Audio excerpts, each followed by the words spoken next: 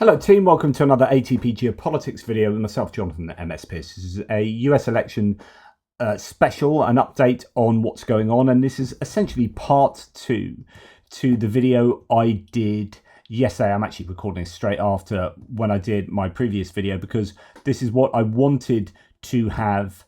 I wanted to include all of this content, but I'd already gone on for an hour and 17 minutes, so I thought it was a little bit too much for most people, apart from the most hardened of listeners. So now we're going to just finish off. We went through Haiti, or the Haitians, and immigration, and whether that's too divisive, a topic and approach for the Republicans, or whether it's a right strategy to take. Remember, everything we talk about is with regard to shoring up your own base, making sure they're enthused enough to go out and vote, and also trying to steal the voters from the other team, if you like, and get those undecided and independents over to your side. So that's what everything is all about. When we listen to what everyone says, that's the context within which we should be listening. Okay. So we're going to talk about the rhetoric with regard to the assassination attempt on Trump that I did a breaking news video on that pretty much still tells you all you need to know, which is you got a bit of a wingnut. It was all over the place psychologically and politically. And yeah, I don't think there's too much more you can draw from that, which is probably why, well, at least at the moment, it appears to have had minimal effect on the polls. The polls are coming out and they still seem to be broadly favouring Harris, and we'll look at that in a second. But Trump's reaction to this, interesting that he was, one of his first go-to places was trying to sell stuff on the back of it, like assassination trainers was it, and then a signed, you can, the emails went out to say you can buy a signed photo of me, punching the air, all about, withstanding assassination attempts and whatnot. So he's trying to capitalize on it from a financial point of view, but also saying that it was a fault of the Democrats. This rhetoric was the fault of the Democrats. So JD Vance has likewise done that too. I do think that we should take this opportunity to call for a reduction in the ridiculous and inflammatory political rhetoric coming from too many corners of our politics.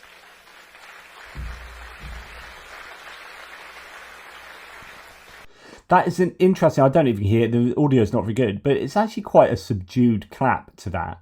Now, I think that's because he's playing to a partisan crowd, and they probably really know that actually most of that rhetoric comes from people like Donald Trump. Like, secretly, they know that. So it's like, yeah, I feel obliged to clap for that because it's the right thing for you to say. But I don't really, we're just going to be business as usual with slagging each other off. And to be fair, Donald Trump probably does it the most. Look, we can disagree with one another, we can debate one another, but we cannot tell the American people that one candidate is a fascist, and if he's elected, it is going to be the end of American democracy. We cannot, as a person affiliated with Kamala Harris has said, that we need to, quote, eliminate Donald J. Trump. A New York Democratic congressman has said that in the past. If you tell the American people... I'm pretty sure that'd be politically eliminated. I don't know. I don't know who he's talking about. ...that this person is the end of democracy. If you tell the American people that this person needs to be eliminated, most of them, thank God, are going to ignore you, but some crazy person is going to take matters into their own hands and actually listen to the crazy rhetoric that you're putting out there. So here, that's his account of, of why the attempted assassin, or the assassin wannabe, did what he did, or didn't quite get to do what he wanted to do. Now, let's just go and hear that in the context of all that Trump has said. Calling, if we call people fascists and the end of democracy, then that's going to cause, some people are going to listen to that and go out and do some shooting. I do think that we should take this opportunity. So that's him saying it again. Now let's listen to Trump say a few things in that kind of mold. I'll just find the right place. And you heard J.D. Vance, stop calling your opponents fascists who will destroy the country if they win. Kamala Harris is the first major party nominee in American history who fundamentally rejects freedom and embraces Marxism, communism, and fascism. We will Which, by the way, Marxism, communism, fascism, you can embrace all of that. I don't know really what that makes you if you're a Marxist, communist, fascist. I'd love to sit down and say, Donald, can you just describe what you think Marxism is? You know, give me Marxist ideology. Just explain what Karl Marx espoused. And then tell me what the difference between, say, Marxism and your understanding of communism is. Can you explain to me what you think fascism is? Because it appears there are just isms that you throw around like big insults to try and mark these other people. root out the communists, Marxists, fascists, and the radical left thugs that live like vermin within the confines of our country. She's a Marxist. Vermin. Live like vermin. Using the old vermin statement. I mean, you're talking about dangerous rhetoric. You're using dehumanizing rhetoric akin to the Nazi era. She's a fascist. Joe is weak. He's only good at cheating on elections, but it's not him. He's surrounded by fascists. Biden and his band of Marxists, communists, fascists. Joe Biden is the puppet of left-wing extremists trying to erase our borders, eliminate our police, indoctrinate our children, vilify our heroes, take away our energy, destroy our Second Amendment, attack the right to life, and replace American freedom with left-wing fascism. Left-wing, we're going left-wing all the way. Fascist, they are fascist. I love the way he realises that he can't say a word there and just tries to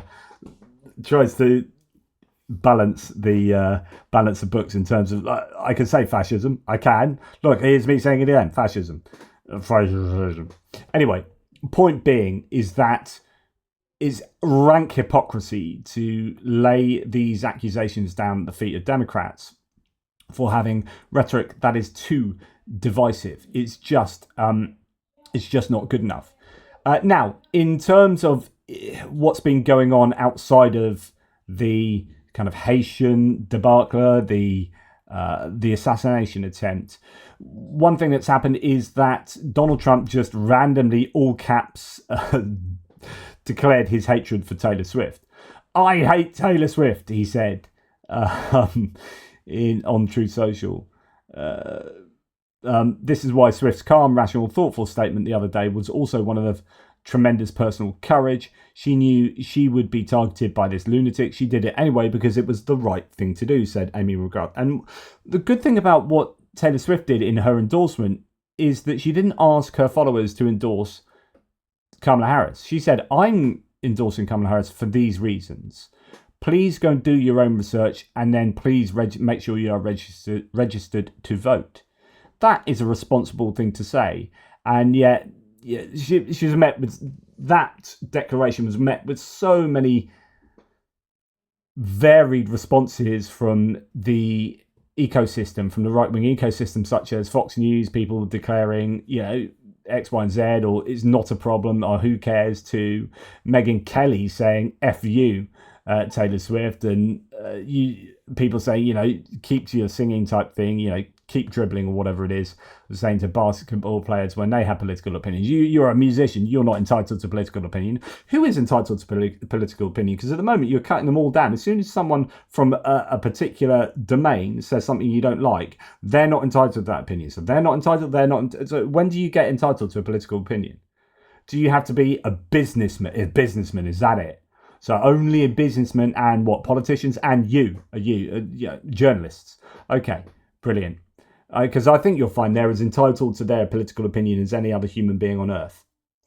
Especially when they actually justify their opinions with some backup, with some ideas there, such as this is why I am endorsing Kamala Harris. Anyway, interesting to see that reaction. Of course, picking a fight with Taylor Swift is probably not cool. There's a lot of Swifties out there and they don't take kindly to that. Right. this was an interesting thing as well from Donald Trump. He is literally advocating for voter fraud. And he's the one that's always talking about how the election was stolen off him, etc., etc. On your ballots, if you get the unsolicited ballots, send it in and then go make sure it counted. And if it doesn't tabulate, you vote. You just vote. And then if they tabulate it very late, which they shouldn't be doing, they'll see you voted and so it won't count. So send it in early and then go and vote. And if it's not tabulated, you vote. And the vote is going to count. You can't let them take your vote away. These people are playing dirty politics. Dirty politics. Who's playing dirty politics, and what is the dirty politics? What? Trying to encourage as many people to be registered and encourage as many people to vote as possible. That's being democratic. What you are saying go and put in your early votes and then go in person and vote as well, just in case your early vote isn't counted. And he'll be like, well, maybe we'll get double count there and we'll get two Republican votes for each one Democratic vote. It's incredible. So if you have an absentee ballot, or as I call it, a solicited ballot, you send it in, but I would check it in any event. I would go and follow it and go vote. And everybody here wants to vote. On your ballots. Absolutely incredible there. Sorry, the audio is a bit difficult. But yeah, it just blows my mind. Now, this also happened at a rally, and this was insanely embarrassing. So you've got here Nicky Jam, who is a Latin music superstar by all accounts. I have no idea who they are. But here you got Donald Trump giving a accepting the ringing endorsement of Nicky Jam by saying how hot Nicky Jam is and how she's awesome. Latin music superstar Nicky Jam. Do you know Nicky? She's hot. Do you know Nicky? She's hot.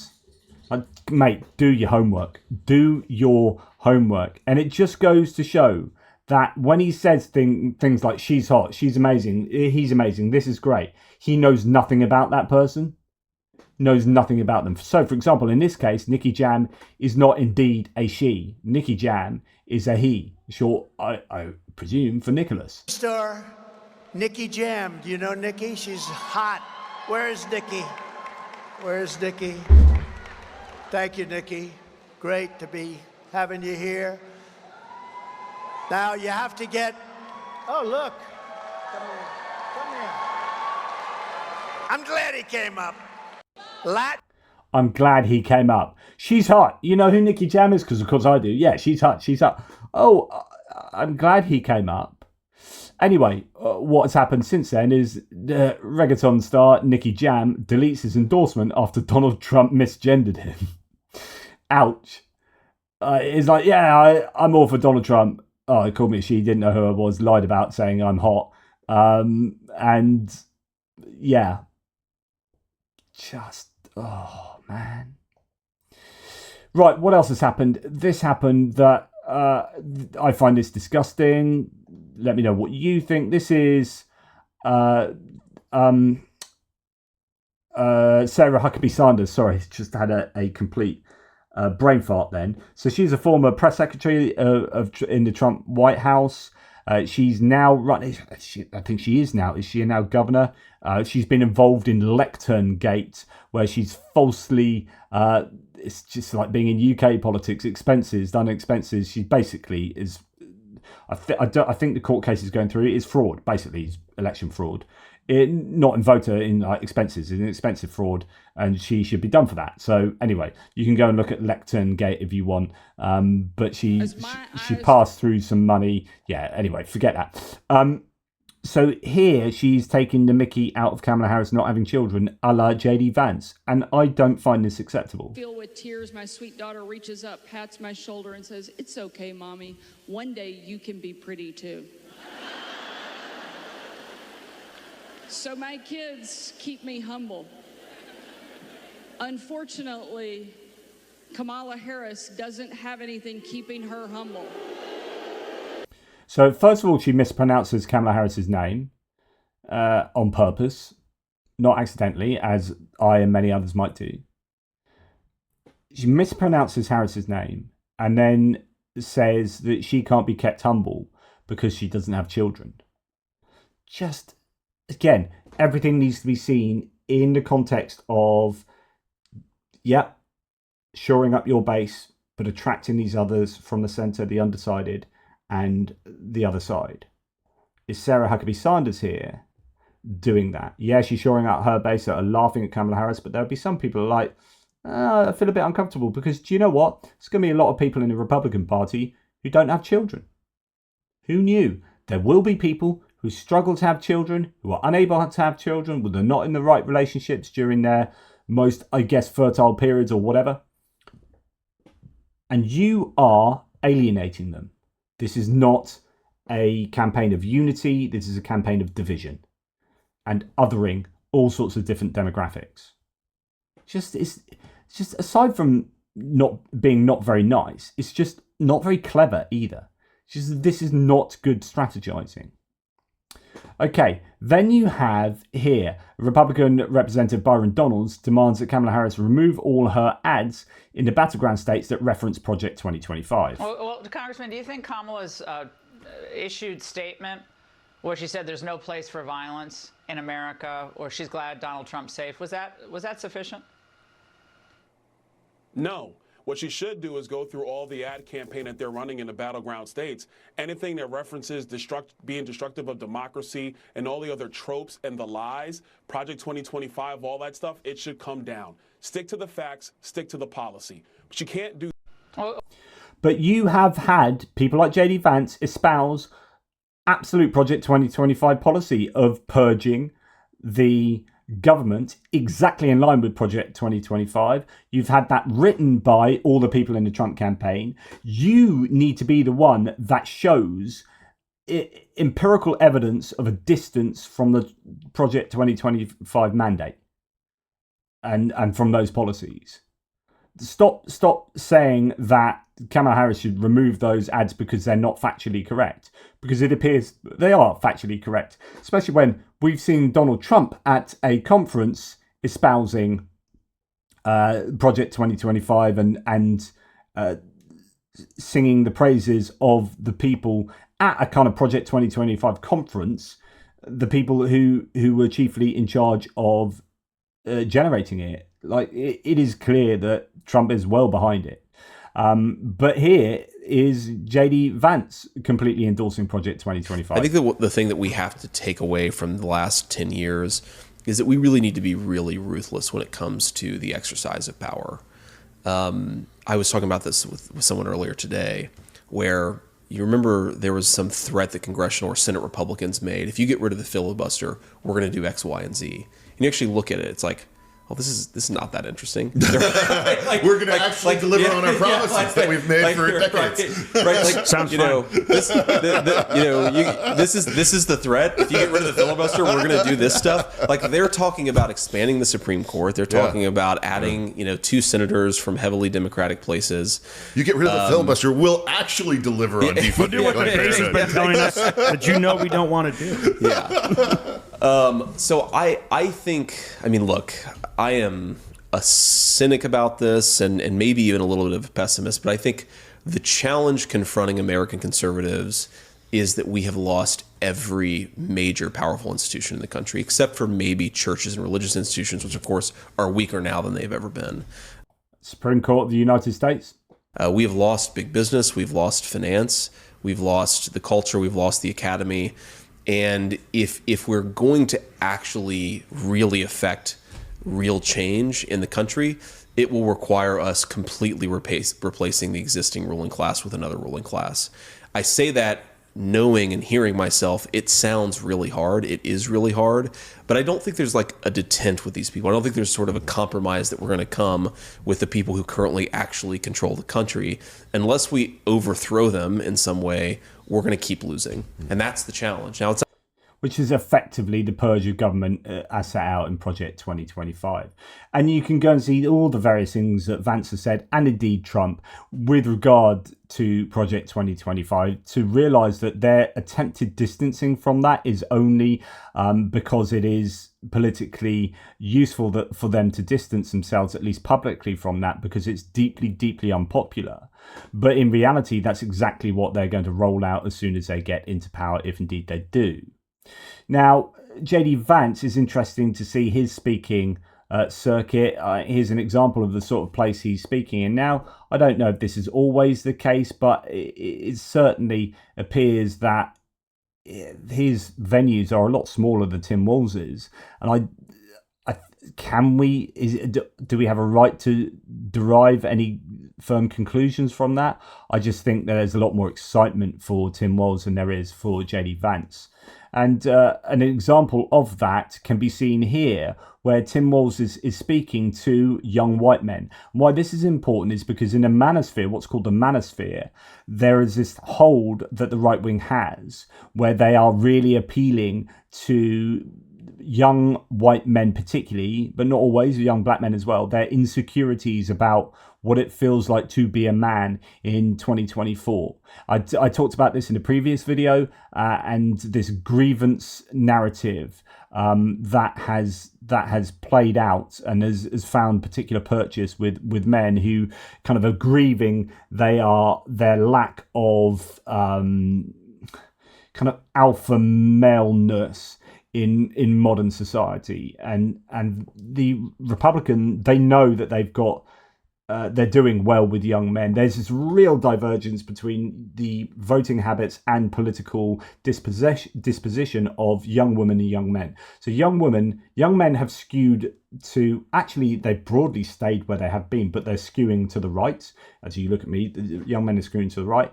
Young women have not just skewed to the left, they've very much skewed to the left. And that is probably going to be as a result of the assault on bodily autonomy, the decisions of the Supreme Court vis-a-vis Roe versus Wade, the Dobbs decision, etc., etc. We are seeing them move further and further away from the right as a reaction to that attack. And that presents a really big difference. So, you know, when you get and we'll come on to Billie Eilish soon, but you've had Taylor Swift say, right, for these kind of reasons, I advocate going to register to vote, and I am endorsing Kamala Harris because of these ideas. But anyway, so you've got this movement of young women over to the left, but the young men are staying. I don't know how much they've gone further to the right, but they certainly stayed in this manosphere that is sitting in the right quite often. And that's where people like Joe Rogan play a really important part, because for the right, Joe Rogan is the biggest podcaster, vlogger in the world, and has a massive following, and he sits in that right kind of manosphere. And then you get people like, you know, Jordan Peterson and these others around there feeding this grievance narrative over here and talking all the time about culture wars issues. And that is attracting these men who are insecure about their place in society and their own identity as a young man, and is feeding into their fears. And the Republicans are doing a good job at campaigning to those people. So when you see Donald Trump going and doing interviews with, what was it, Theo Van or whoever it is, and Logan, you know, the YouTube boxer and whatever, these people who are sitting in that ecosystem very comfortably, Donald Trump quite cleverly has gone and done a bunch of interviews in that area, because he knows that is a demographic that skews towards him. So this is why, so Victor Shi here says, this is a huge deal that needs more attention. Governor Tim Walz's biggest super weapon is persuading young white men who tend to lean more Republican to vote for Kamala Harris. Just watch this video and see. And so this is a sort of thing that Tim Walz, I think, needs to do a lot of, to try and give young men a permission structure to vote Democrat, to have a confident sense of who they are in a changing, modernizing world.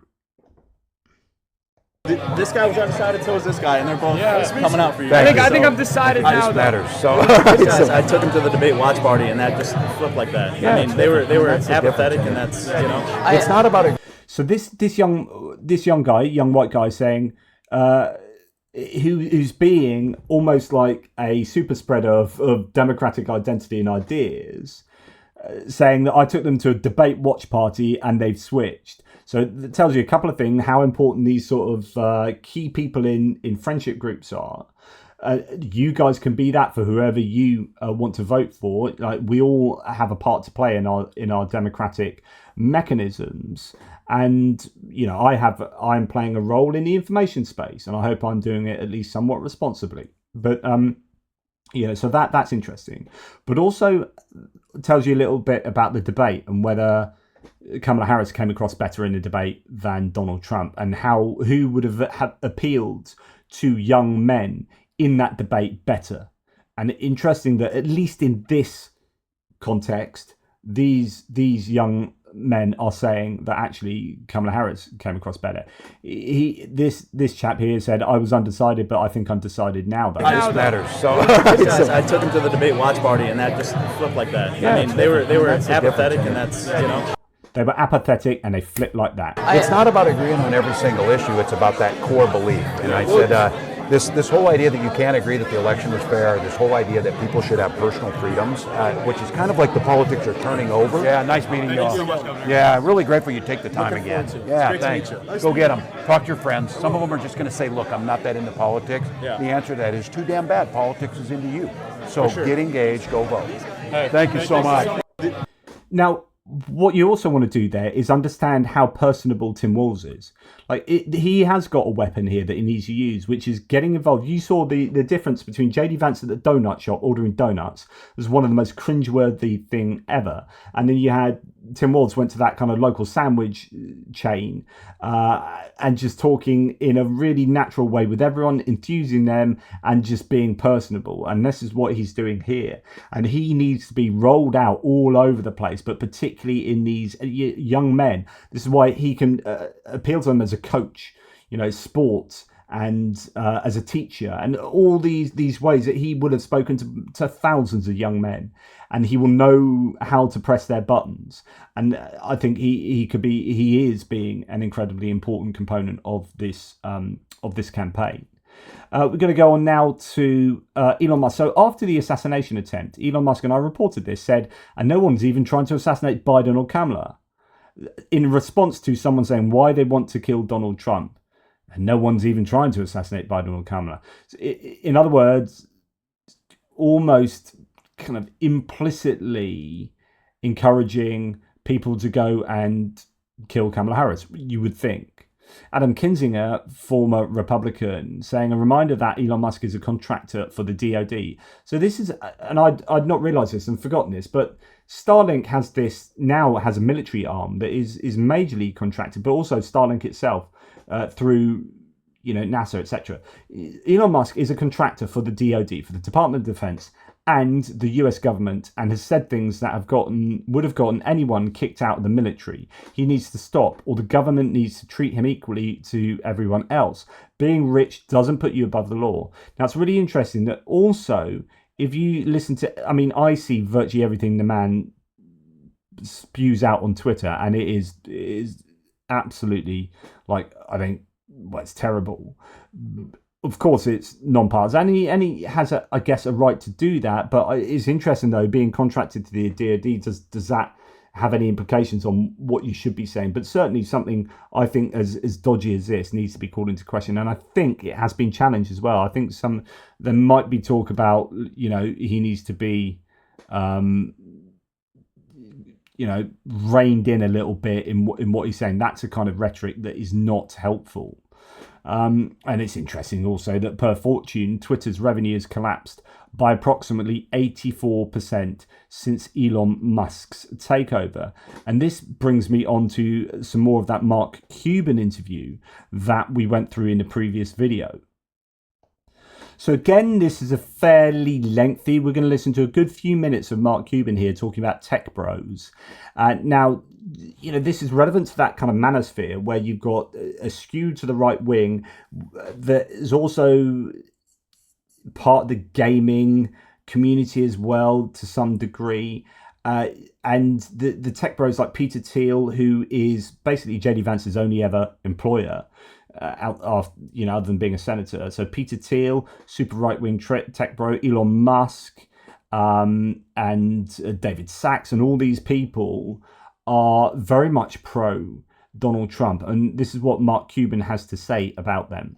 And have their own lives they're trying to live. So the flip side of these CEOs and businesses that we've been talking about is the Silicon Valley billionaires. And a lot of them are going more and more, not only toward Trump, but outspokenly toward Trump. So what's driving this move to the right? Is it just money? Is it just tax rate? Or is it something a little bit more insidious? It's something, I don't know if it's insidious, but it probably is. First, let me say, there's a lot who are switching back. They just won't say it. Because I'm having those conversations, right? Because I think Joe Biden's administration made a mistake where he would not even talk to people in Silicon Valley, wouldn't even have a conversation. Kamala is the exact opposite, right? If it's not her, it's people in her campaign that are talking to these folks who felt like, if I can't talk to the administration at all, how can I make sure that we're aligned? Well, Kamala's having those conversations. And I can tell you, I've talked to multiple people who were on those lists of people who supported Trump, who ain't supporting Trump no more. But back to answer your question, I think they believe they can manipulate him. I think they understand that he's so transactional and so devoid of core values that anything that they want, they can manipulate him to get. Now, it's a corollary to the old adult in the room with Trump thing, but the bad news is we saw what happened to the adults who walked into the room. They all turned on him, right? Yeah.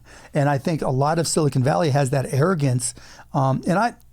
Most very successful entrepreneurs have that arrogance to a certain extent, right? And they believe that they can manipulate them. And I think that's what's happening. And is that... And this is a situation whereby you have these tech bros who are in incredibly powerful positions with these platforms and investments in the tech industry, but they want more power. And I think it's a case of looking at either camp, getting into what would they get from getting into bed with the Harris camp compared to getting into bed with the Trump camp. And they see Trump, and this is what Mark Cuban is saying, as being far more easily manipulated. And as such, it's not that Trump has an ideology that conforms to their ideology, because I think Trump is largely ideologically vacuous, but you can use him in order to deliver your ideology. And these guys do have, there's something called techno-fascism, which I shared a part of a video. I'm going to share it with you again from Pod Save America, where they were talking about this idea of techno-fascism and these tech bros. So it's well worth reminding ourselves. I would say that's how I would put it. Unbelievable. So all of this is in addition to Donald Trump's selection of JD Vance as his running mate. As a reminder, JD Vance, while writing Hillbilly Elegy, was employed he was a venture capitalist in the Valley and was working with Peter Thiel, who's also funded a large portion of his Senate campaign in 2022. As someone who has literally written a book about Silicon Valley's relationship to democracy, what do you make of all this? Okay, so I know sometimes you hear the phrase techno-authoritarianism or techno-fascism, and those sound like kind of euphemism or epithets for guys in Silicon Valley whose views we don't like, but it is a literal accurate descriptor of a very small subset of people, but very influential subset of people in Silicon Valley, like Peter Thiel, Mark Andreessen, Ben Horowitz, who are the big money guys who fund these startups that then become the big companies. Like Peter Thiel gave the first big investment that gave rise to Facebook. He did the same at Airbnb, Lyft, Spotify. We wouldn't have these companies without him. So it's very, very influential, very powerful. And Peter Thiel literally and explicitly has said that we should do away with democracy, that we should abolish people's right to participate in elections and replace it with rule by literally tech industry companies. Just a reminder, he's a guy that's funded JD Vance, that's got JD Vance to where he is, got him to senator, and it was Elon Musk and possibly Peter Thiel that supposedly got JD Vance selected by Trump as a running mate. Okay, these are people who are in incredibly influential positions, and the question is what are they hoping to get out of those positions? And actually, this is where you come across some actual ideology. And by tech elites, because their wealth proves that they are superior, they're better than the rest of us, so they should be in charge. And he, like, JD Vance is like really their guy. Like, they plucked him out of obscurity at Yale Law School. They took him to the Valley. They got him all of this money. They funded him like right into the Ohio Senate seat. And this is not to say that JD Vance represents like a Trojan horse for like specific secret shadow plot. Like, these guys are not that smart. Right. There's not like a secret plot to install Facebook as like our Roman god emperor, but it is to say that this is a new and pretty powerful and very moneyed faction as part of the like Trump explicitly authoritarian, like, let's tear down democracy mission, which is, I think, noteworthy. And you don't have to like necessarily believe in conspiracies, that there's some like larger conspiracy here. It makes sense in a way, because what is democracy? Democracy is messy and fractious and requires you to like work and talk and disagree with a whole bunch of people in like productive ways. And these tech guys who have a lot of money, these billionaires, and like they're used to just being like, oh, I had a great idea. Now or I like, threw a couple $100 million into this idea, and now it's a big deal. And so I don't want anyone challenging me. Right. I don't want to have to deal with a whole bunch of other people. Things should run much easier if I'm the only one in charge. And that's really how they think. Yes, it is. And there's been a very specific and very extreme radicalization of, again, we're talking about a very small number of individuals. I don't want to tar all of Silicon Valley with this. No. But these guys who like very publicly took this turn starting in like 2019, 2020. And as the reaction to, it started with critical media coverage of social media companies and tech companies, which they considered illegitimate, and they started arguing we need to abolish the press because it is cutting against human enterprise. And the way they've gotten to this is they have persuaded themselves that the future of the human race will be determined by Silicon Valley because they are the ones creating the new world for us. So anyone who is an impediment to that, for example, if your reporter writes a critical article about Facebook, that means that you are literally standing in the way of the human race and its future. And it's also like underlying that is, you don't get it. These reporters, all they want to do is they want clicks, tear 'em down. And they just want to tear us down, and they don't understand what we're trying to do. Right. So they believe, and this also comes after the movement towards tech regulation that comes when Biden comes into office. So remember, and I've spoken to you about this before, but one of the reasons that Elon Musk is endorsing Trump is because Trump has promised to deregulate and also lift investigations by the SEC into Elon Musk and into his purchasing of Twitter, etc., etc., etc. The collapse of Silicon Valley Bank is like a big radicalizing moment for them because they think this is a conspiracy against them. The rise in interest rates, which has been very tough for them. They all believe that this is a vast left-wing plot specifically against the tech elite who otherwise would naturally and inevitably assume control of America. So they believe that that's like Trump is right about the deep state. That's why they've all like really come out very hard for Trump. And I think that they pushed very hard for JD Vance to be the VP on his ticket. I don't know if they're the like primary reason why that happened, but they definitely think that this means this is their race now. And I think that there's a segment that are techno-authoritarian, like the Peter Thiels, who've like done some thinking about it. Right. I also think there's a segment that are like bored billionaires who have a lot of extra time. That's true. And are spending a lot of time online and are radicalized by spending a lot of time online, just like a lot of other people are radicalized because they have nothing else to do. Yeah, I think a lot of... Interesting point. So then we're going to go back to Mark Cuban. So now we've got that in our minds about how these tech bros are really influential people seeking to garner influence by endorsing certain people, certain tickets in this race. And we can see where Mark Cuban's going to take it. I mean, you can draw a straight line from Peter Thiel to JD Vance to Donald Trump, and is that does that fit into the kind of exactly what you're saying? Yeah, for sure. That is the influence that they're seeking. I mean, it's not like JD Vance. I mean, if he's funded by the Peter Thiels of the world and then get into the White House, it's not like Donald Trump has any long-held principles, deeply held principles. None. And he's 78 years old, right? And so if he does get elected, then there's nothing that says he's not going to take a more accelerated path of cognitive cognitive decline.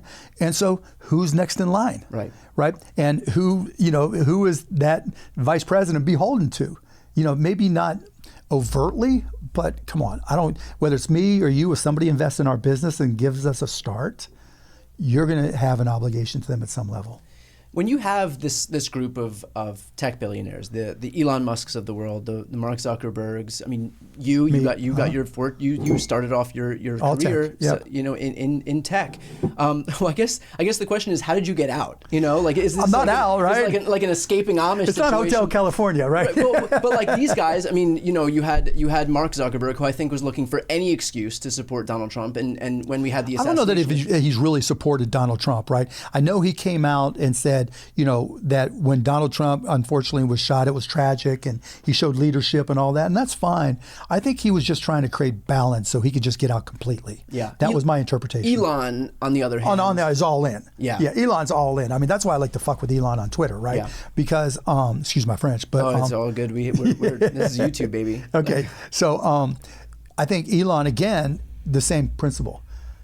Elon's one smart guy, right? And I know he hasn't told me, but I know he believes he's much smarter than Donald Trump.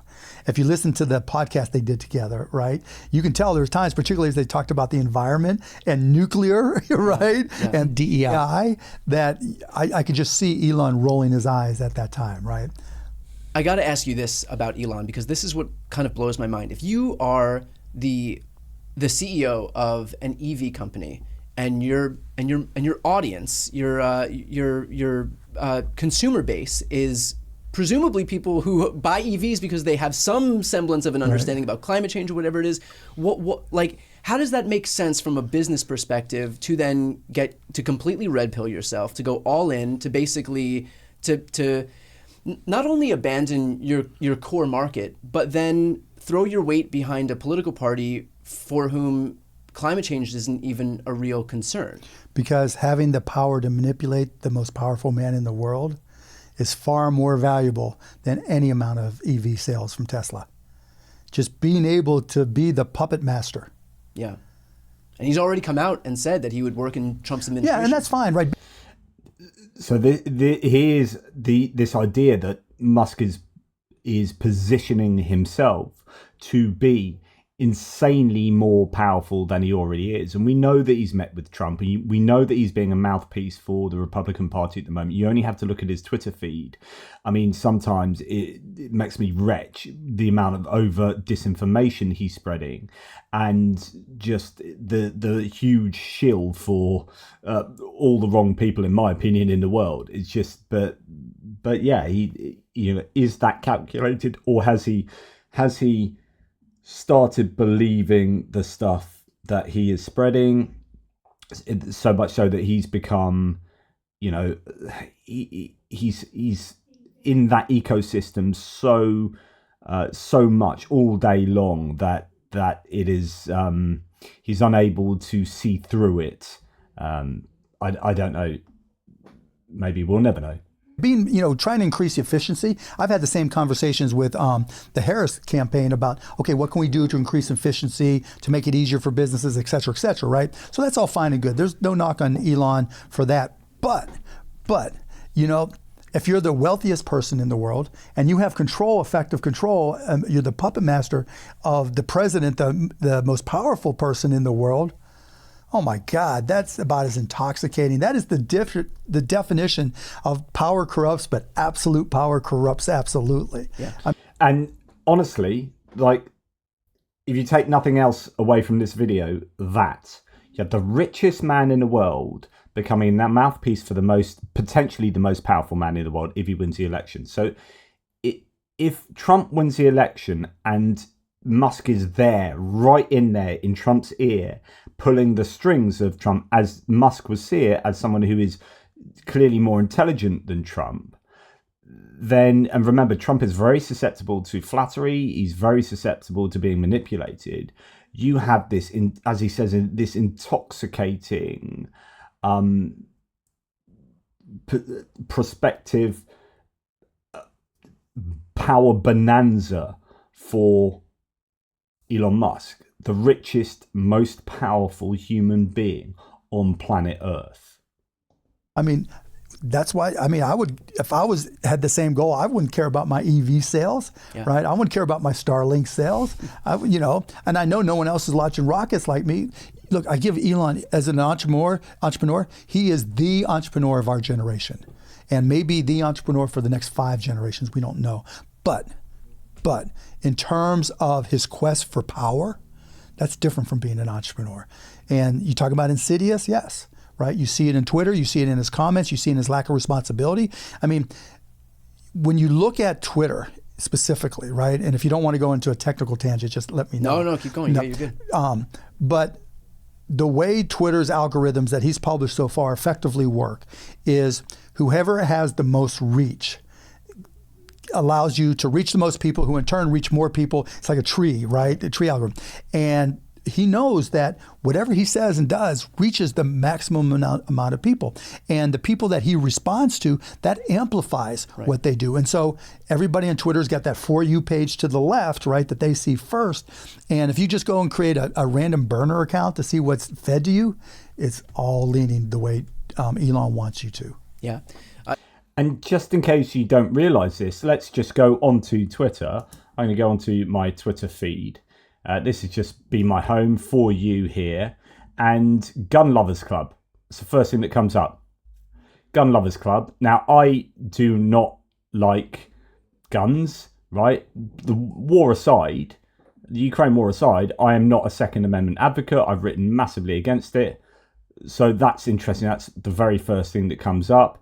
We have some of my feed, like John P, Flash News, etc., etc. Then we got some Kamala Harris stuff. So there's a whole mix of things, and then we come down to Elon Musk. Elon Musk is there, of course he's there, because he's written a code that he goes onto everyone's feed. And here he's having a go at Warren Buffett. He's in fact, I could keep going down here because he pops up. Elon Musk is like every 10 tweets or so he pops up. I say that, and he's not going to be there now. But you basically get this real interesting mix of people who I follow. You know, your Adam Kinzingers and all these people that I have on my feed from curated lists, and then like thrown in there, you get these other people who are completely at the opposite end of the spectrum for me, and I'm thinking, you know, what are you doing there? And of course, that's people who Elon Musk want me to see, or you know, it's people who because Elon Musk is there, and you might interact with Elon Musk, then you end up having them on your feed, so on and so forth. I say this now, and this is the least amount of Elon Musk. I think, oh, here we go. So your vote really matters. Early vote, so retweeting Donald Trump because he is a mouthpiece of Donald Trump. So let's just go and look at Elon Musk, and yeah, here we go. Just having a go at Gavin Newsom, talking about lawfare. We have basically everything about Elon Musk, unless it's the occasional thing on like space. It is basically slagging off the Democrats and bigging up the Republicans, but on like a massive, almost official scale. Like it's like this is part of an agreement that he has, and I'm sure it is. He's done an agreement with Trump whereby, you know, Trump says, right, if you become my mouthpiece, I will deregulate the tech industry after I win the election, and I will stop any investigations by the SEC into you, etc., etc. And then Elon Musk's, I mean, just look at it. The whole thing is the US election, but not sort of way that I'd occasionally, 1 out of every 5 tweets, I might say something about the US election. It is just really overt and in your face propagandizing. Anyway, that's that. We'll move on. But it's interesting to think about these tech pros and about the role that technology is playing at the moment in our political discourse, and the role it will undoubtedly play. Now, the assassination attempt happened on Trump, and the poly market, so the betting markets went up. This is associated with Nate Silver. Nate Silver at the moment is getting, I think, is he not employed by Peter Thiel? So talking about Peter Thiel, so Nate Silver has he started sort of 538, the polling sort of aggregator, news service, whatever you want to call 538. It is now not owned by Nate Silver. I don't know whether, it became associated with ABC, and then I don't know who runs it now. But he's now off doing his own thing, but I think he's under the employment of Peter Thiel. And there are lots of people saying that Nate Silver's forecasts are really skewed towards an agenda that fits in with the Republicans. Now, it could be the left having a go at Nate Silver for whenever he produces a poll that they don't agree with, but it does seem that there are some slightly spurious claims and whatnot coming from Nate Silver. Anyway, when you go and look at the political polls at the moment, political polls itself is an interesting Twitter handle to get a handle on this.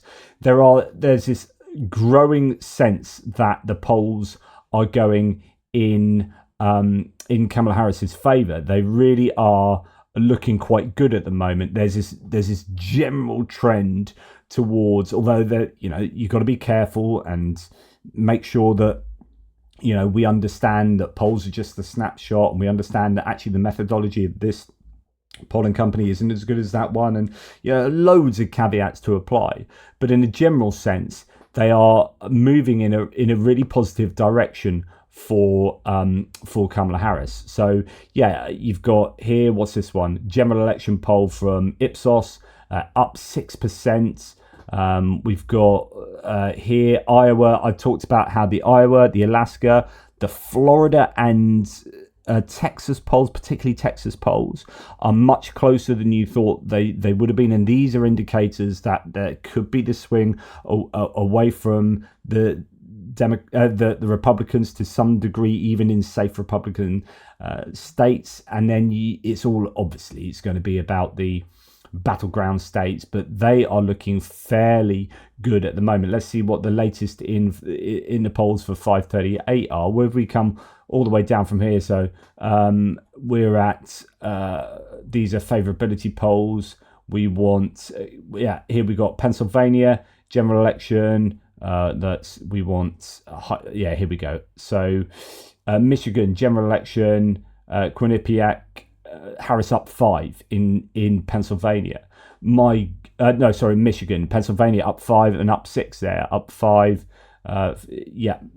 For Michigan, Wisconsin up 1. So it's interesting that Pennsylvania and Michigan much higher there than Wisconsin, but it could be that Quinnipiac is a bit of an outlier at the moment, showing really, really positive scores there for Pennsylvania.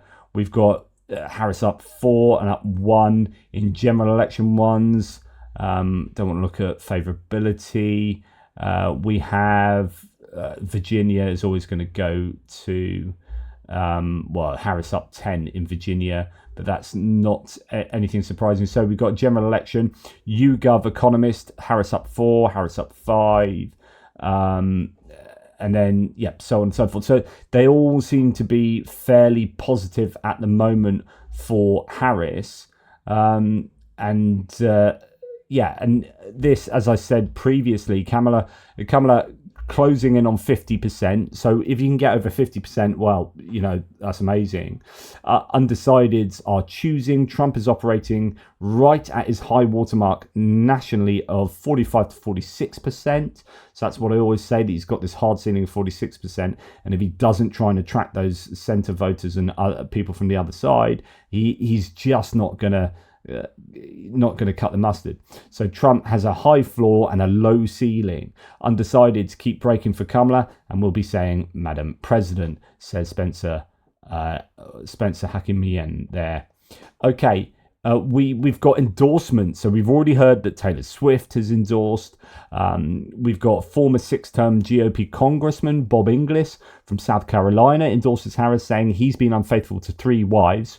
Why would we, at the altar with him as a 4th, think that he's going to be faithful to us? So, ouch. We've got conservative writer David French. Now, David French ran for president. I've debated David French publicly on Premier Christian Radio, so you can go and check that out on my other channel. He is an evangelical Christian who finds that none of his beliefs really cohere with Donald Trump's beliefs and personal moral proclivities. He said the Reagan Republican Party is absolutely gone. If people want something to change here, Donald Trump has to go. So that's David French. That's not harsh so words. For our next guest, who very publicly announced his support for Harris, but makes it clear that it was not an easy choice. David French is my friend, and he is a columnist for the New York Times. But that's not where he started. David spent most of his career defending, as an attorney, defending and advocating for the pro-life movement, religious liberty, and free speech for campus conservatives. So he's a really interesting character to be endorsing Kamala Harris. He's clearly a true conservative, but saying as a true conservative, I am not going to endorse Donald Trump because he's basically not a true conservative. He's a kind of a far-right populist, and there's this differentiation between those two worldviews. Now, talking about endorsements, this is one of the, well, it's not an endorsement, but a clip from Joe Rogan here, who is the most popular vlogger in the world. This comes at a price, I think, to Donald Trump here. Just listen to how Joe Rogan waxes lyrical. Let me tell you, before I say anything, I just want to say, whoever's helping her, whoever's coaching her, whoever's the puppet master running the strings, you did a fucking amazing job. She did a great job. They did an amazing job from the moment Biden drops out, forcing Biden to drop out. Right, whatever they're doing, whoever's writing those speeches, getting her to deliver them, coaching her, she's nailing it. She nailed that one speech. She's like, "Say it to my face." Oh yeah, Everybody's cheering. Yeah, she nailed it, dude. And remember, he sits in that manosphere that Trump has been trying to appeal to. He sits in that place where he has a large number of young male voters who skew to the right. He skews to the right, and he's saying stuff like this. This has a lot of purchase. And then last night, to me, when I was like, "Oh my God, this is jujitsu," where she's like, "If you go to his rallies, his crowds are boring. They're tired. They all leave early. My crowds are the best crowds. Oh, I have the number one crowd." He couldn't help himself. And she got him. She baited him on that. She walked him right into it. 100%. 100%. See, the difference in that debate was not a difference in like who's going to have better policies, who's going to be better for the country. The difference in the debate, in my opinion, was who was better prepared. She was way better prepared. And even when it came to answering tough questions, instead of answering, she would just say things that she believes. Yeah, sure. And they sounded real good. Yeah, that's the soundbite. That's called being a savvy politician. It's also called being someone who's working with a team versus someone who's like, they said Trump that. This is so on point. So she was prepared for that debate. He wasn't. He thought, hey, I can get away with just doing this and just talking on the fly. And that's Trump. And actually, he's not very good at doing anything much more structured. That deal was the best deal. They've never seen a deal like this before. They said, "How did you put that deal together?" People said that was just brilliant. Yeah, I know. He was like, he's not working with a team that's like, I mean, I know he's doing like mock debates. I know he did one with, I think he did one with Tulsi Gabbard, but someone needs to like tell him, like, you've got these tiny little windows and you should have all the words ready for those windows. He started there should out, be no repeating things. Yeah, he started out. So on and so forth. And I'd agree with that. Now, to go on, that's not an endorsement, but this is another really influential young woman who, like Taylor Swift, has a massive following. So she's got millions of followers on Twitter, millions on Instagram, millions on TikTok. This counts for quite a bit. Today is National Voter Registration Day, and we are asking you to please join That's us her brother, I going think. to iwillvote.com to check your status and vote early like we do. We are voting for Kamala Harris and Tim Walz because they are fighting to protect our reproductive freedom, our planet, and our democracy. We can't let extremists control our lives, our freedoms, and our future. The only way to stop them and the dangerous Project 2025 agenda is to vote and elect Kamala Harris. Vote like your life depends on it, because it does. Go to iwillvote.com and make a plan to vote early. Love you guys. Today is National... So there you go. That's a really strong endorsement for Kamala Harris, and they are, and Billie Eilish is a very influential young person who will be attracting even more, you would have thought, young women to vote in alignment with her, or at least register to begin with, and then vote in alignment with her desires. She was quite explicit there. Now, talking about these general polls, let's go to TLDR News. Anyway, this is why the debate was so anticipated. It was Harris's opportunity to get back into the media cycle and reverse the slight but consistent decline in her polling. And it seems that is exactly what's happened. A snap poll by CNN in the aftermath of the debate found that 63% of viewers thought that Harris had outperformed Trump in the debate, and her favorability went up 6 points, while Trump's fell by 2. That same poll found that 23% of Trump voters watching said that their support was wavering after the debate, compared to 12% of Harris voters. Harris's victory in the debate has since produced some pretty good polling numbers too. An Ipsos Reuters poll conducted in the 2 days after the debate gave her a 5-point lead among registered voters, while another post-debate Morning Consult poll gave her another 5-point lead among likely voters, compared to 3 points pre-debate. Meanwhile, a Yahoo News YouGov poll also gave Harris a 5-point lead over Trump among registered voters, and YouGov's first MRP poll, carried out in the days before the debate, gave Harris a 3-point lead nationally, but also showed her as the slight favourite to win the Electoral College.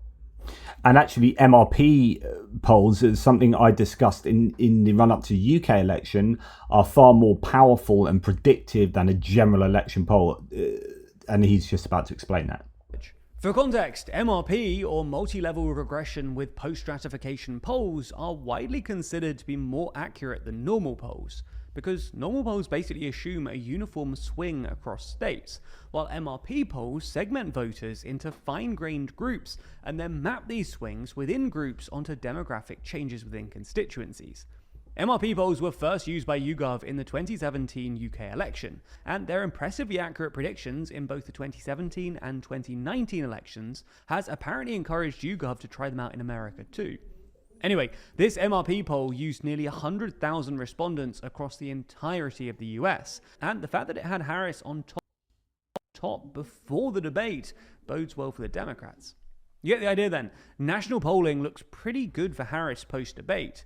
And while these haven't yet shown up on the aggregators, Nate Silver's aggregator, for instance, still gives Harris barely a 2-point lead nationally. This is largely because aggregators take a bit of time to respond to the new polling, and to a lesser extent because Atlas Intel are well... Okay, so it goes on to talk about other things, and in fact, where that conversation goes is that her polling, where she does well in the polling, reflects when she's got prominence in the media. So she really needs to keep in the public eye in a big way. So she needs to be reported on all the time in order. It's kind of the same for everyone, but Trump is able to get on the news all the time. So he says ridiculous things, and it often doesn't really matter how ridiculous they are or how divisive or dangerous they are, because that gets him airtime. And there's the phenomenon called the mere exposure effect, which means that the more you are exposed, merely just exposed to the public, the more credible you become to the public. And this is why, Trump did so well in 2015 to 16 to get elected that first time, is because he just got that airtime for saying bombastic things. Everyone kind of loved that, and he was just there all the time. Nigel Farage in the UK has been exceptionally good at that, just getting on TV all the time, then complaining he's not on TV enough and that the BBC are biased against him, which then makes the BBC go, oh, we can't be seen to be biased against him, so we need to put him on even more. And then he ends up appearing, say, Question Time, as the most prominent person appearing on Question Time, even though he was never an MP previously. He is now, but partly because he's had such success due to the mere exposure effect, and this is what Trump does so well. It's what populists are very good at, because they have that popular appeal. They try and get these movements from the ground upwards. But someone like Kamala Harris, she needs to, the debate did her really well. She needs to be now taking some mainstream media interviews, as well as doing these other kind of smaller and more niche interviews as well, to try and get those bespoke kind of demographics that she needs to appeal to as far as her strategy goes, whomsoever they may be. But she also needs to do the general big audience one. So she needs to keep in the public eye, and that's why she will want to debate, because she needs that coverage. But yeah, interesting stuff. We have the average here, so you can see that post was this, so it's August, so after July, switching over, this would be around the debate, and then it's sort of starting to close up a little bit. This would be around the DNC and then the debate, and it's starting, look here, just recently starting to go up again. So we're now up to 2.9. Last time I was reporting, it was like 2.6, been down to 2.4, and this is coming from the threes, and now to go back up to 2.9 as an aggregate, average, is moving in the right direction. And some of those polls I was just telling you about, I mean, look at these, they're all blue. They're all blue. You got a couple down here from Atlas Intel. That's what actually TLDR News were just about to go and talk about there. But outside of Atlas Intel, all really, really positive for Harris, and that's got to be pleasing for them. When you've got these general election polls outside the margin of error, Harris +6 for Morning Consult, Harris +7 for Big Village, +4 for Angus Reid, +5 for ActiveVote, +4 for YouGov. This has got to be really good news for her. And favorability is also moving in the right direction. Dramatic movement. My goodness gracious. When Harris entered the race, when Joe Biden dropped out all the way back in mid-July, I know it was months ago. It was only 2 months ago, folks. She had a net favorability rating of -14 points. Just by getting into the race, look where she jumped to a month later at -3.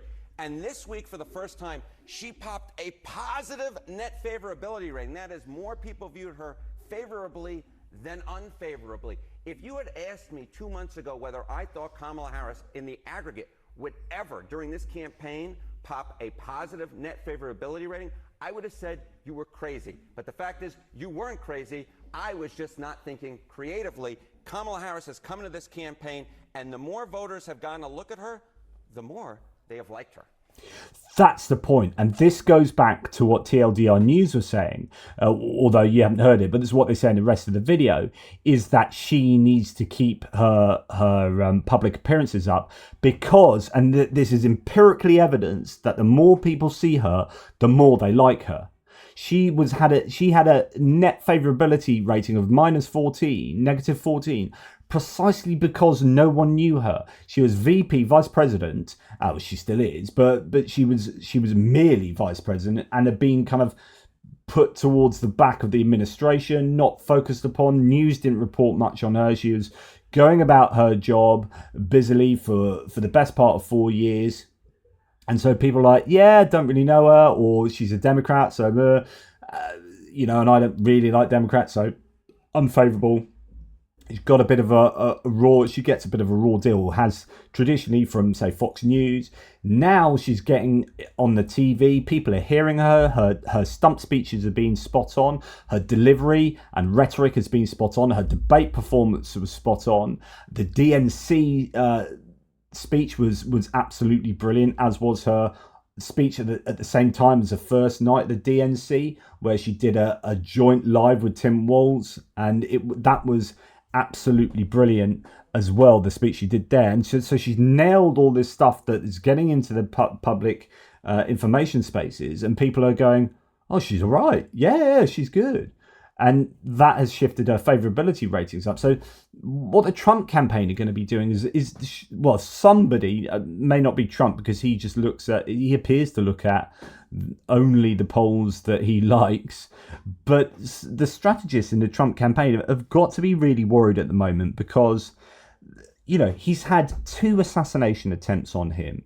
They've got, they've gone really hard on divisive rhetoric and trying to say, go hard on immigration and scare people about Haitian immigrants and, criminality and eating pets and all that. And it doesn't seem to be shifting the dial enough. Like that second assassination attempt, and Harris's stats still seem to be in a really good place. In fact, people have forgotten that assassination attempt already. It's just a couple of days later, and you've got stuff going on in Israel that's taking people's minds off that. Stuff going on in Ukraine, as in, always the case. And then just the campaign rolls on in the main kind of political landscape of the US that has kind of left behind that assassination attempt. And that sounds incredible to say, but I get that sense. There's so much going on in the news at the moment. It's just squeezed that out. And these polls just keep coming in, and it's just looking in a good place for Harris at the moment. Harris gets a first net favorability positive in 3 years, as already mentioned. All these polls coming in. Polymarket kind of goes up and down all the time. What else is worth noting? Economist prediction, latest one from the Economist is Harris with 276 in the Electoral College, 262 for Trump. I mean, goodness me, it is close. And whatever poll you look at, even if it's, say Harris up 5 or Harris up 6, and the next one is Harris up 1, and then it really comes down to those battleground states. And it's going to be a case of looking at Pennsylvania. If whoever wins Pennsylvania, like I said before, wins. And that's where it's at. South Carolina at the moment is looking great. There was a statistic that came out that said that if Harris gets something like white college voters, like 2% more, from 47 to 49 or something like that, then she could win South Carolina without changing the kind of the affiliation of any county in South Carolina. And so the point is that you can not have to change like a district within South Carolina. You can just carefully, just slightly bring up the vote of one demographic there, and South Carolina switches to Democrat as a whole. Just incredible. Like, actually, that is very close. You've got obviously Nevada and Arizona, and then Wisconsin, Michigan, and Pennsylvania. So Georgia as well. Georgia, a bit touch and go there for Harris, but we'll see. Anyway, that's enough from me whittling on. Hopefully that was of use and interesting for you. I do have a couple more things just to add that I saw when in the middle of recording this. I had to go off for about an hour in the middle of this video where I cut it, and I have found a few more things. So 4 more nuggets to share with you. The first one is this, and this blows my mind. So this is on the economy. Just listen here. Really quickly, just on the Fed cutting. It's a very Wall Street Journal-y question, but the Fed cut the interest rate today by 0.5 percentage point. Going to alleviate inflation for a lot of people, and so if you have any reaction to that, we'd love it. Well, look, my reaction is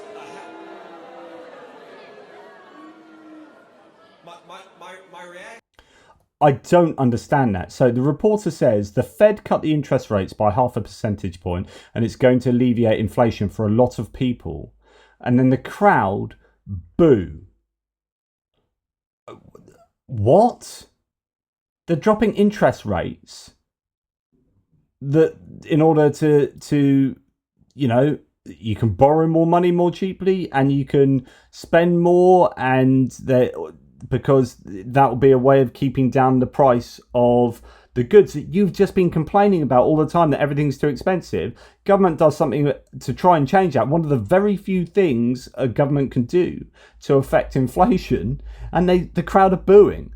Like, it's just, it's either deep ignorance or entrenched partisanship, where it's like, whatever the other side do, whatever the government does, even if it's to make my life better, if it's the government of the other side, then I don't like it. Just, it's incredible. And then we've got another inflation-based nugget here. So this is Trump. Mom of 3, a grandmother of 7, and 3 great-grands, a registered nurse, retired nurse. So I know the cost that goes into raising children and running a household. Yeah. People just can't survive now. How are you going to bring down the cost of food and groceries? Good. Very good. Thank you.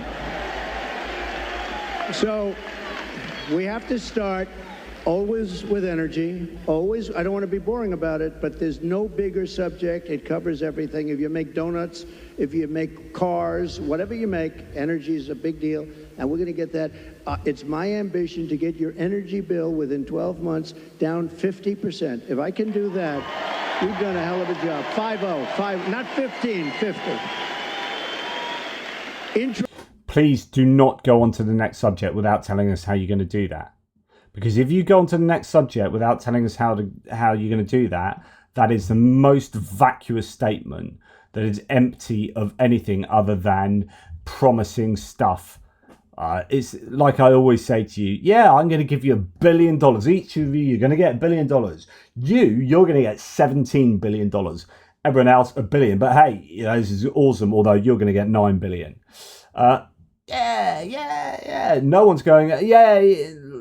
How are you doing that? Like, yeah, and I'm going to make you into spaceman. You're going to fly all the way to Venus and back just in 3 seconds. And you'll have a suntan, and you'll be a lot more muscular as well. Just as is, I'm going to do it. That's what I'm going to do. Yeah. How are you going to do that? Please don't go on to another subject without telling us how you're going to do that. Interest rates are going to follow, and actually. Oh, right. Oh, I'm going to reduce your energy bills by 50%. Anyway, on to next thing. They're going to follow for another reason. The economy is now not good. And interest rates, you'll see they'll do the rate cut and all the political stuff tomorrow, I think.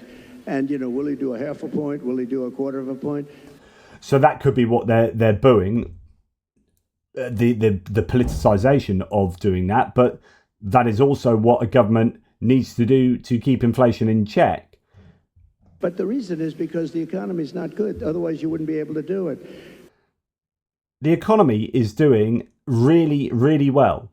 You've got more business applications than ever before. I think was that what we heard from Mark Cuban.